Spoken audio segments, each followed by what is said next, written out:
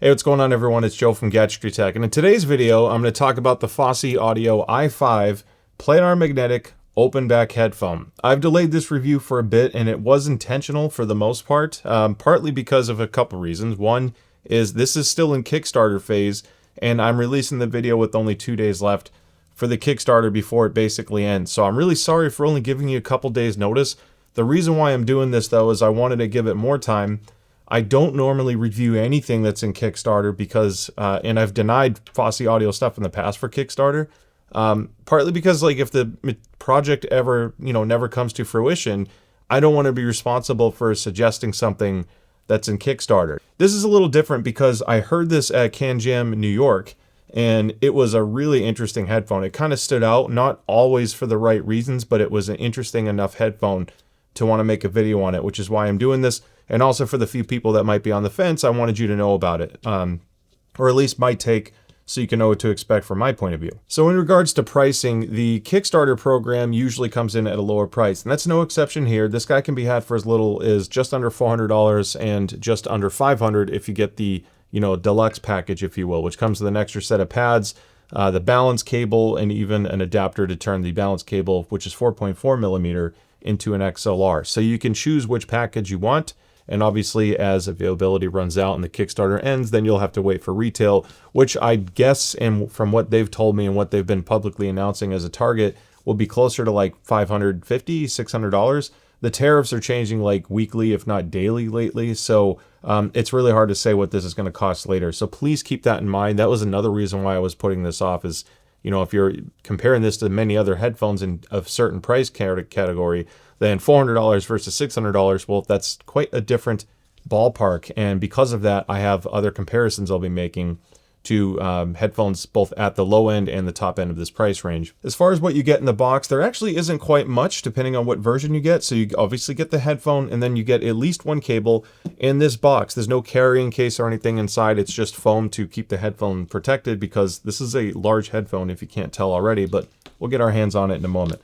So the default cable is a unbalanced 3.5 millimeter to dual 3.5 because this is not using any proprietary cable connection, which is great. It's just a dual 3.5, so you can basically put any aftermarket cable you want. And then the sleeve, this is a TRS, which is tip ring sleeve. And so as far as the plug goes, that means you can buy aftermarket cables that are either TRS or TS. So whether it's made for like Focal, Meze Audio, Hi-Fi Man, they should all work just fine. This is a rather thick, somewhat weighty cable. This end is terminated with like a block of aluminum, and it feels really nice at hand. Even in the part where it splits, this is aluminum as well. So it feels very premium. Now, if you get the balanced cable upgrade, picture the exact same cable. They're about 60 inches long, and then you have a 4.4 millimeter Penacon connection with, obviously, if you buy the top end kit, at least at the time of filming this, that comes with an adapter that turns this to XLR. And it does come with a 1/4 inch adapter in the box, or 6.3 millimeter, depending on where you reside. So I'm going to move these cables out of the way, but I do want to call out one quick thing. This is kind of like a fabric material, and normally that has some microphonics issues. I didn't have any microphonics issues with this particular headphone, partly because it's an open back, and two, the other part, is the jacks are kicked forward just a little bit, so it's not constantly rubbing on my shirt, which is nice. The other thing to point out is the sensitivity. So this guy is rated at 98 decibels per milliwatt at 1000 hertz. And this has a 28 ohm impedance provided by Fosi Audio. When I measured it on my system that I purchased, a DATS V3, my impedance was measured at about 30 ohms, and the impedance is basically perfectly linear, which means that if you have a high output impedance tube amp, it shouldn't impact the frequency response in any way. Just keep in mind you have to deal with the issues of very high output impedance with a low impedance headphone, but it's not really going to change the frequency response. Continuing on with specs, I also measured clamp force of this guy because, frankly, I think that's a really important statistic that most headphones should come with if we could standardize that in some way. But I measured 630 grams of clamp force on my rig, which simulates basically my head size minus like 2 millimeters. I tried getting as close as I could. 630 millimeters of clamp. Now that puts it kind of in the middle of other headphones in this price range. The Hi-Fi Man headphones are typically slightly less clampy than this, while also weighing a little bit less, so they definitely feel looser on head. And then you have certain Sennheiser products and other models that will grab your head a little bit more, but it just depends. Clamp force isn't everything. Obviously, weight makes a big difference. The strap design and the pads. And as you can see, these guys are freaking huge. It's kind of funny because as large as they are physically on the outside, the thickness of this is close to 30 millimeters all the way around. So it makes the pads look significantly larger than they are on the inside because the height and the width is not much larger, and in some cases it's smaller than some other headphones. Like Headphone has a higher clearance vertically. This is still very large in terms of vertical height, and it's just a little bit wider. The big kicker with this guy is just insanely deep. Like the depth of this is almost as wide or about as wide as a HyperX gaming headset, so your ears should still fit in this no problem. On the note of pads, this is another reason why I was delaying my review, because these guys are mounted with Velcro, which is super cool, and I want to show you this. As you can see, there's a little Velcro strip on the outside. If you're familiar with headphones and construction, you will know that this does not create the best seal. This is kind of a leaky thing here, and you would think that, yes, with an open back, maybe the seal isn't as important. Well, even if you get something like a Headphone Edition XS or an Aria Organic, as soon as you break the seal, it actually lifts the bass in the mid bass, and then it tapers off quite a bit. You lose some sub bass, and that's going to happen here, and I'll get into that on frequency response. But I just want to call this out because when you purchase this, eventual shipments, when they start going out, will come with a mod kit now, because as this stands, there is not a lot of sub bass, and the mod kit basically adds a rubber ring that you'll be able to install to improve the seal and change frequency response. So I'm going to base this review off of what I heard, but also speculate and at least show what Fosi Audio is promising as a result of the ring. You can see why this was kind of a gray area for something to review. Now, while I do have this off though, I just want to show you the driver. You can see that big, beautiful 97 millimeter diaphragm. And it's interesting because the entire diaphragm goes all the way around, but the trace is kind of floating in the center. And I think this is where some of the modal issues come from, which you will see on the measurements, basically causing almost like distortion or fluctuations of frequency response because this isn't perfectly symmetrical compared to the diaphragm material for where the trace is. These are using the horizontal neodymium magnets, of course, and that's basically it in terms of the tech specs and assembly. Now, on the note of the rest of the chassis, this uses real walnut and it's CNC milled aluminum. It feels very, very strong and well made. These hinges are really robust. There's a lot of resistance here in the rotating yoke. There's no rattles whatsoever, and this is a real suede strap. Now, the buckles, the adjustable strap, if you will, it kind of is smooth. It catches a little bit, so you can see I can even rock it. I haven't really seen a slider work this way before. It's not bad, and honestly, this holds itself in place better than a lot of my Headphone headphones do, while also not rattling, so that's kind of nice. So it's not like the perfect solution in terms of actually adjusting it, but it seems to do its job at holding better, which is important because once you dial it into the right height for your head, you probably don't want it shifting around too much. So on that note, I have to wear this on the smallest head setting, just like the Edition XS and just like the Aria Organic. I'm going to make mention of those several times later in the video too. So we're just going to keep that going now. So this thing is very big. And as a result, if you have a larger head, particularly a very tall head, this is going to scale quite well. This particular strap, the way it's designed, you can see there's even quite a bit of give on the overall width. The only thing that's odd is if you look at the way the yoke is, you can see that it hits the pad, and that's the only thing keeping it from rotating out. I still have enough where it basically can, tilt up enough to relieve pressure on the top of my head, but it's not even, I guess it's because of the way the Velcro is attached, maybe that's affecting it, but I can pull this one out a little bit more. Now, because of the stiffness, you can see that if I kick this out, it doesn't automatically, fold back in. It's not smooth enough, or I guess loose enough to do that. So you do have to kind of get it in place. Again, once you've done all this, it shouldn't do too much. I'm just kind of pointing out how this thing works and how it handles. I do find this headphone very comfortable though. This padding material using a mix of leatherette on the outside and then this breathable sport fabric material on the cup. It feels very comfortable to wear for a long period of time, even though the weight is a little bit on the higher side. Glasses comfort is good on this as well because it's very plush on the edge. It actually has a surprising amount of stiffness as a whole, but the initial few millimeters of movement is very soft. And because this doesn't really have a perfect seal in the first place, it's not really going to affect your frequency response on what you hear when you're wearing glasses or not. So it's pretty good for glasses as well. Moving on to sound quality, I want to start with the objective side first, which takes my opinion out of it. And it just shows you how my rig measures it, which is a Gross KB006X Pinaclone. You don't have to know what that is, but at least so you know what kind of rig I'm using. So I will have a link in the description below in case you want to compare how this measures against other headphones I've measured, but don't compare mine to someone else's measurements because they don't have the same rig or testing methodology. I take multiple seatings and variances, a lot of them, and then I average it for each side until I get what I consider the most accurate representation of what my rig can actually measure. Having said that, there's a lot of interesting things to look at with this frequency response. One is this bump that you get right about 80 hertz and then the dramatic fall off, which is not something you usually see on a 97 millimeter planar magnetic driver. Hi-Fi men typically never do this, so there's even dynamics now that go much deeper than this. So when you have a bump like this and then a fall off, that usually indicates a bad seal. And I already mentioned this earlier, which is why we're trying to connect all these dots in this video, is this Velcro system is basically producing and causing that. There's a benefit to this in a way because it's going to affect how other frequencies behave, but the result is if you don't need sub bass, you actually get a little bit of a bass lift, which adds a little bit of warmth to the headphone. Really nice for guitars and certain vocals. From there, it's obviously relatively flat. It's pretty common for an open back planar to behave this way. But what's interesting is once you pass 500 hertz, you see a lot of rises and dips for the left and right driver, and they're not identical to each other because these are modal issues with the driver. I mentioned the driver trace not being utilizing the entire diaphragm surface area. And I think this is just me speculating. I don't design these things. I just listen to stuff and I happen to listen to a lot of products, but that's the only thing I can think of.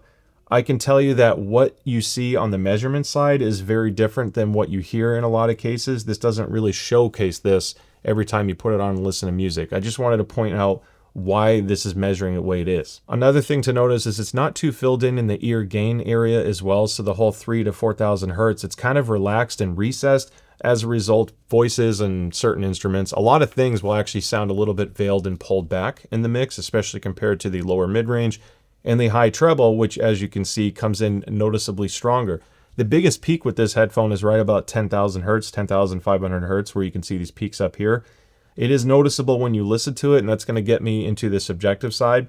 But I just, again, wanted to show you how it measured here. Now, I just want to quickly touch on something. There is a headphone sold on AliExpress called the Original Voice CS97M, which is selling for over $1,000 at the time of filming this. And it effectively has the same chassis, like the same frame and driver as this, which is less than half the price.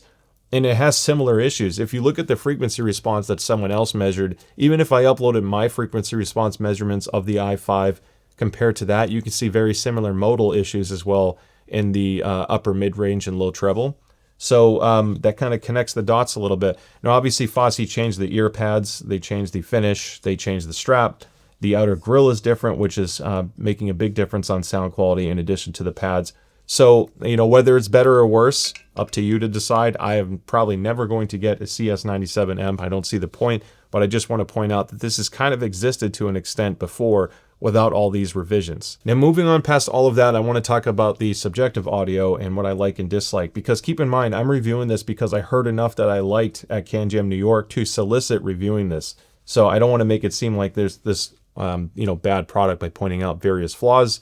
I just have to point those out because frankly, that's my job and that's why you come to this channel.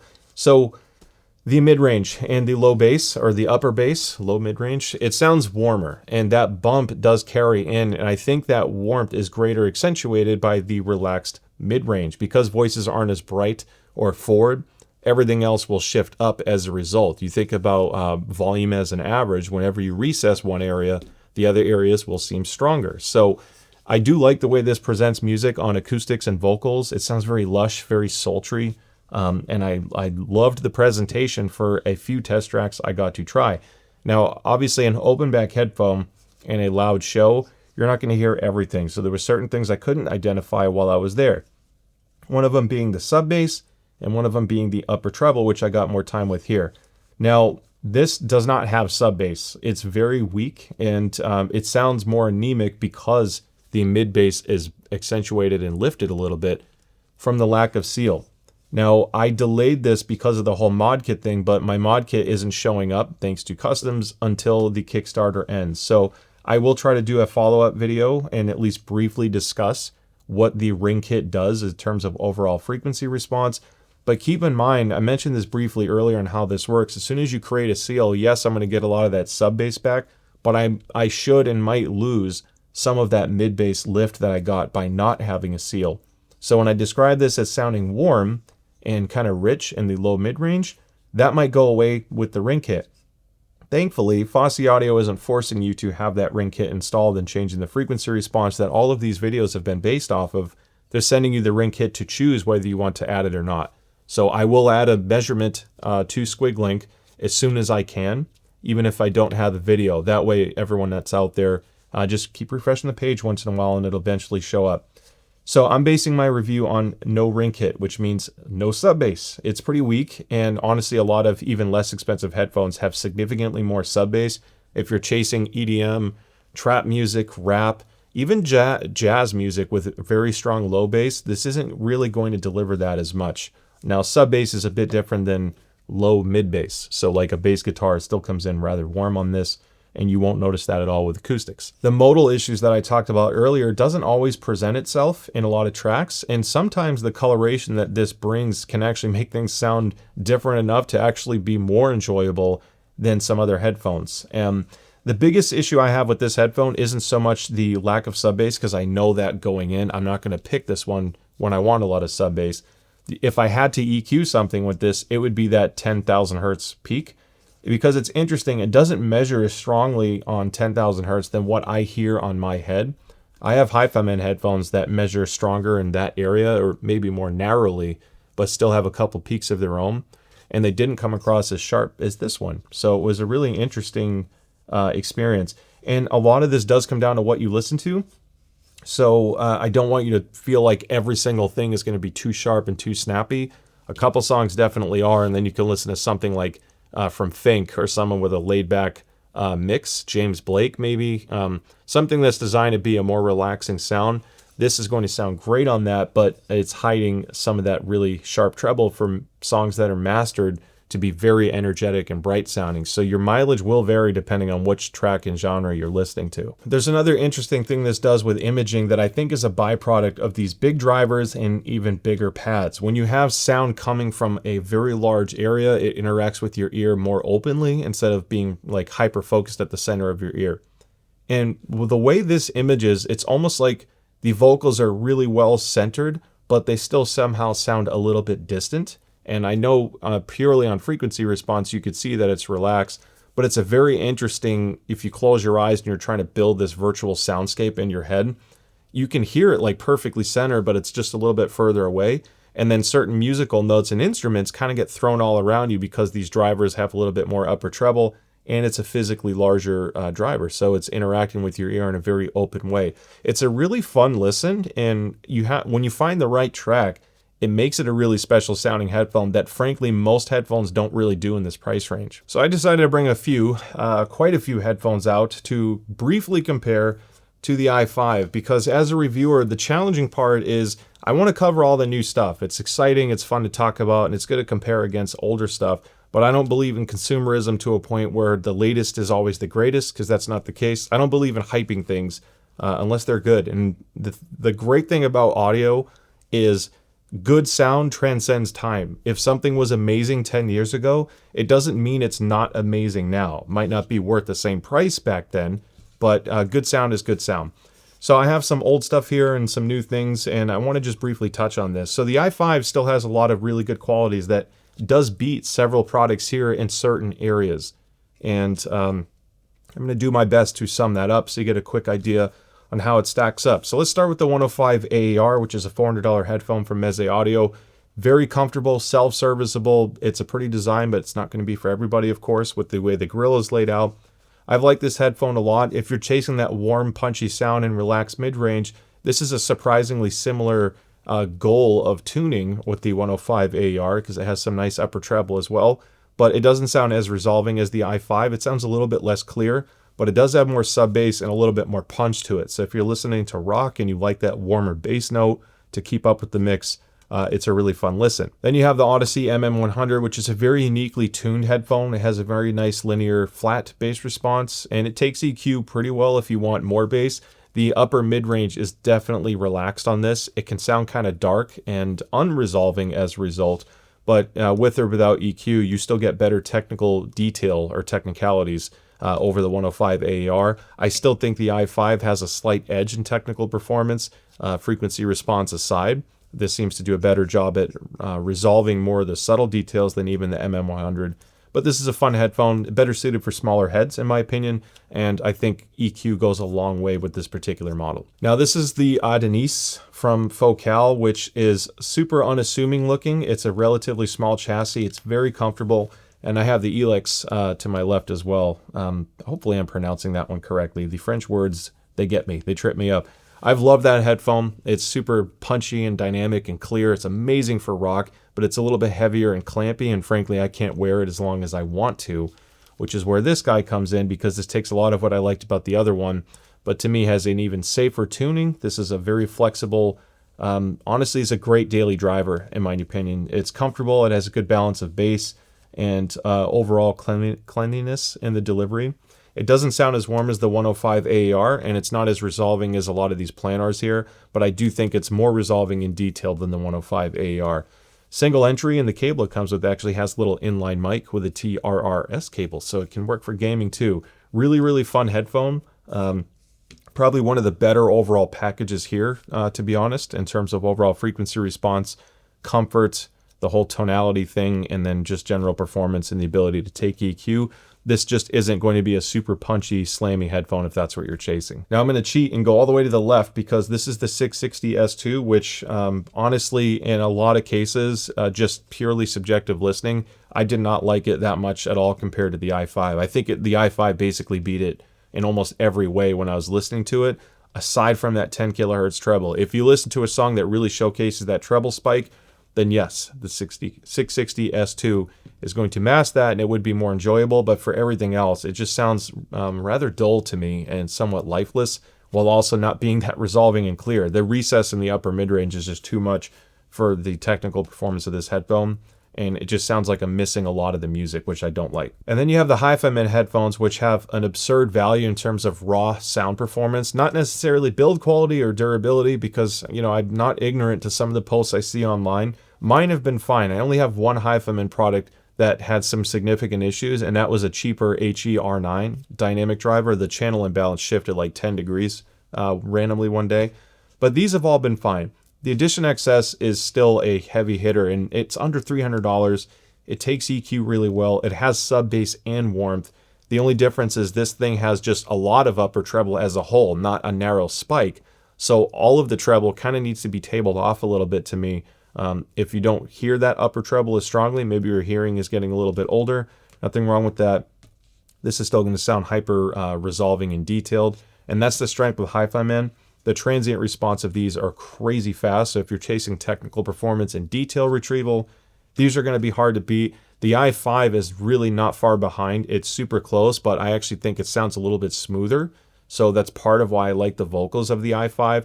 Those modal issues aside, you don't hear those modal issues as much when you're listening to music, but what I do hear is a nice balance of speed that Planars typically give me, but it's a little bit smoother, closer to what I get from a really nice dynamic headphone. So it's an interesting presentation. Now, if this guy sells for $600, now you have to deal with competing against the HiFiMan Aria Stealth, which if you can do some EQ, that's a big order to try to beat, to be honest. This headphone has an insane balance of technical capability, detail retrieval, stage. It's not overly punishing in the low treble like some other HiFiMan products. I think this one's just a little bit more relaxed.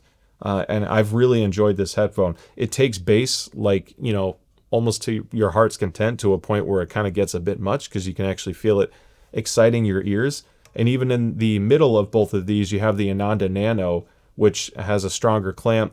It actually has a pretty good frequency response, but it too is a little bit bright. And honestly, it does balance the differences between these two well. So I think it slots in the price range quite decently. The issue with the Edition XS is it's really meant for larger heads, kind of like the opposite issue of the MM100. Maybe if you need a Planar 400 right now, and for some reason the i5 is not on your list, MM100 makes more sense for smaller heads and the Edition XS for larger, even though the tuning's wildly different. So you can see where this is an issue. There's a lot of different things to consider out there. I didn't want people to forget that so many other good ones are on the market, but the i5 does a few things special. When I listen to a lot of music and the songs click, the i5 stands out in a very positive way, and I actually like it more than a majority of these headphones here. This is without doing any EQ. Again, without any EQ, that 10K peak comes in a little hot for me, and it can ruin some songs, just like other headphones have their own different flaws with other songs. So you kind of have to pick your poison.